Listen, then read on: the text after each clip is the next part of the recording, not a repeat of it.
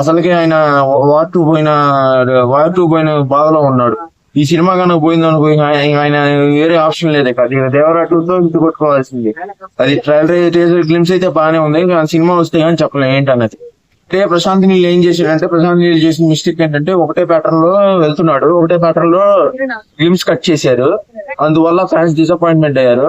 కాకపోతే content reveal చేయలేదు. అది కేజీఎఫ్ టైంలో ఉన్న ప్రశాంత్ నీళ్ళు ఇప్పుడు ఉన్న ప్రశాంత్ నీళ్ళు చాలా తేడా ఉంది. కేజీఎఫ్ టైంలో ఉన్న ప్రశాంత్ నీళ్ళు ఆయనలో ఒక ఫైర్ ఉండేది.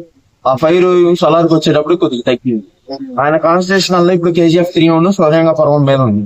అది కాబట్టి ఈ సినిమా వస్తే కానీ దాని రిజల్ట్ ఏంటని తెలవదు. రీసెంట్ గా వచ్చిన వార్తలు చూసాము. NTR six pack body, six pack అయితేనే ఫేస్ లుక్ కొద్దిగా అందంగా ఉంటాడని నా ఉద్దేశం. అంటే గడ్డం ఎక్కువగా అది రఫ్ లుక్ అన్నా. ఇది రఫ్ లుక్. మూవీకి ప్రశాంత్ నీల్ అంటే మాస్ మూవీ కదా. ఇప్పుడు గడ్డం లేకుండా ప్రశాంత్ నీల్ సినిమాలో గడ్డం లేకుండా ఏ మూవీ ఉంది చెప్పండి? సలార్ లో గడ్డం ఉందిగా ప్రభాస్ కి, పోతే కేజీఎఫ్ లో ఇది గడ్డం ఉందిగా, అట్లాగే ఇందులో కూడా గడ్డం ఉంది. రామ్ చరణ్ ఫిట్నెస్ బాగా నచ్చిందా, ఎన్టీఆర్ ఫిట్నెస్ నచ్చిందా? ఇద్దరు ఫిట్నెస్ నాకు బాగా నచ్చింది.